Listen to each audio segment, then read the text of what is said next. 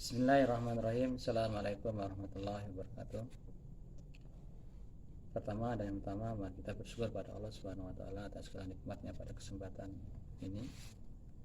Allah masih tetap memberikan kepada kita nikmat yang luar biasa sehingga kita dipertemukan oleh Allah Subhanahu wa taala di materi pembelajaran PAI secara daring.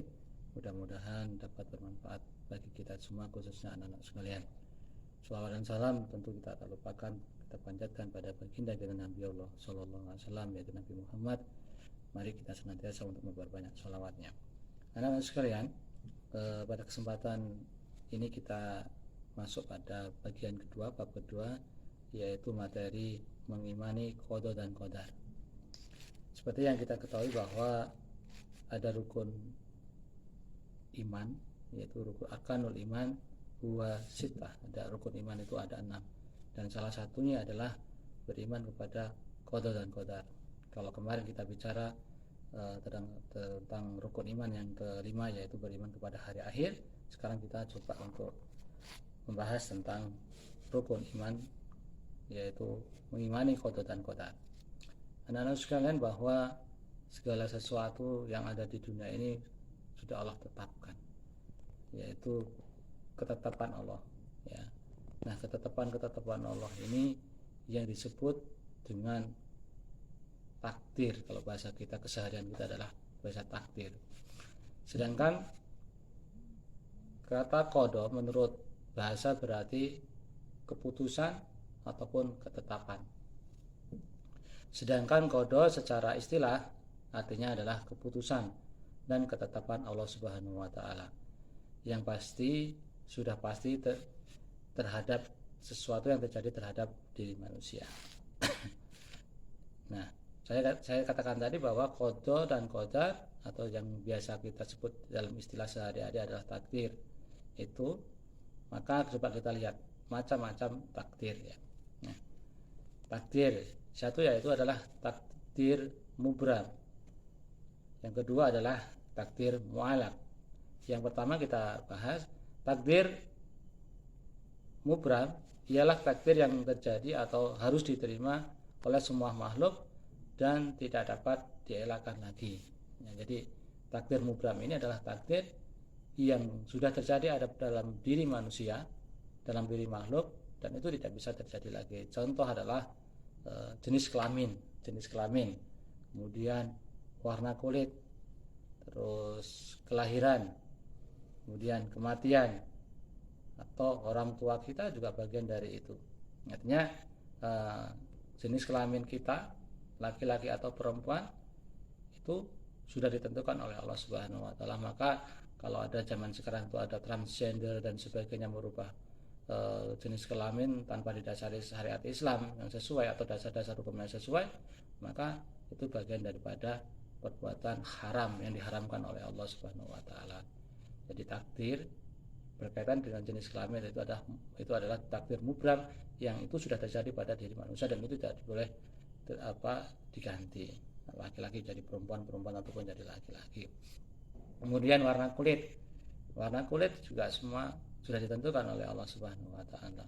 Jadi warna kulit ataupun warna rambut, ikal, keriting dan sebagainya itu juga bagian daripada mubram. Itu tidak bisa, artinya kita tidak bisa mengelaknya. Meskipun sekarang ada ada alat-alat yang khusus untuk meluruskan rambut dan sebagainya, tetapi itu tidak boleh dibolehkan dalam Islam.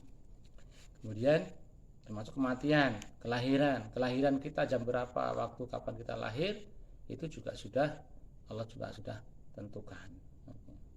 Makanya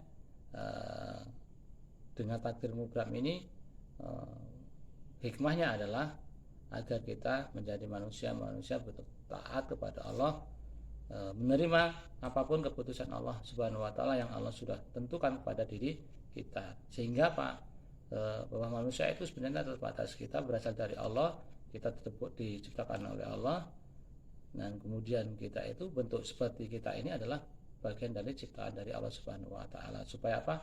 Supaya kita tidak sombong, takabur dan sebagainya. Kemudian kedua, yaitu takdir mu'allaq. Takdir yang dapat berubah sesuai dengan ikhtiar dan doa manusia. Jika Allah Itu pun jika Allah menghendakinya. Jadi takdir mu'allaq adalah takdir yang bisa berubah sesuai dengan ikhtiar dan doa manusia jika Allah menghendakinya. Seperti kaya ataupun miskin. Jadi kaya ataupun miskin ini adalah bisa dirubah, ya, bisa dirubah. Yaitu dengan apa? Ikhtiar. Jadi tidak ada merasa saya sudah ditakdirkan miskin, saya sudah ditakdirkan kaya, itu tidak ada seperti itu. Jadi takdir kaya miskin kita itu setelah kita kematian. Kalau pas kita meninggal pada posisi keadaan miskin, berarti kita ditakdirkan miskin. Tetapi ada sebab penyebabnya, ada sunatullahnya. Jadi jangan sampai ketika kita miskin, ini sudah takdir. Artinya kita dengan seperti itu kita menyalahkan Allah. Jadi menyalahkan Allah bahwa Allah itu seolah-olah menakdirkan kita miskin, tidak. Karena apa? Takdir kaya dan miskin itu bagian dari usaha kita. Barang siapa yang mau bekerja, berusaha semaksimal mungkin, juga dia akan kaya. Mau bekerja akan kaya. Tapi kalau mereka tidak mau bekerja, cuma santai-santai, ya dia tidak akan mendapatkan kehidupan yang layak. Nah, kemudian sehat dan sakit juga seperti itu, ya. Sehat sakit bisa dirubah. Ya, ikhtiarnya adalah pola kehidupan kita, yaitu dengan jaga kesehatan, pola makan dan sebagainya. Kemudian pintar ataupun bodoh. Allah menciptakan manusia pada dasarnya memiliki kemampuan intelektual yang sama, diberi kemampuan intelektual yang lebih oleh Allah Subhanahu wa taala. Tapi kenapa ada yang pintar, ada yang bodoh dan sebagainya? Nah, kita lihat saja dalam satu kelas. Dan satu kelas itu ada yang juara 1, juara 3 dan bahkan juara terakhir. Padahal gurunya sama, padahal tempatnya sama, padahal bukunya juga sama, padahal materinya juga sama. Tetapi Allah ada yang dapat 1, 2, 3, juara 1, 2, 3. Jadi karena apa? Ada sunatullahnya, yaitu apa? Sunatullahnya ketika kita berusaha, maka kita akan mendapatkan sesuai dengan keinginan kita. Itu pun tetap dengan catatan dapat izin dari Allah Subhanahu wa taala. Makanya mari kita belajar sungguh-sungguh secara maksimal mungkin agar dapatkan sesuai yang kita inginkan. Jadi apa yang kita inginkan sebenarnya, ya itu. Nah, itu saja anak-anak sekalian pertemuan pada kesempatan ini. Nanti yang lainnya bisa dibuka di LKS tentang macam-macam daripada pemaknaan lafal qadha, kemudian makna lafal qadar.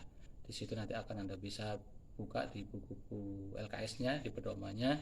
Dan kemudian Anda bisa mengerjakan bagian-bagian soal yang ada di dalam situ, silakan kerjakan. Kemudian di LKS saja mengerjakannya, dan kemudian Anda nanti akan kita kumpulkan pada kesempatan yang akan datang ketika kita sudah tatap muka. Nah, sekarang itu tadi tentang qadha dan qadar, ya. Nanti lebih luasnya silakan baca di LKS. Nanti kalau ada hal-hal yang tidak bisa dimengerti, silakan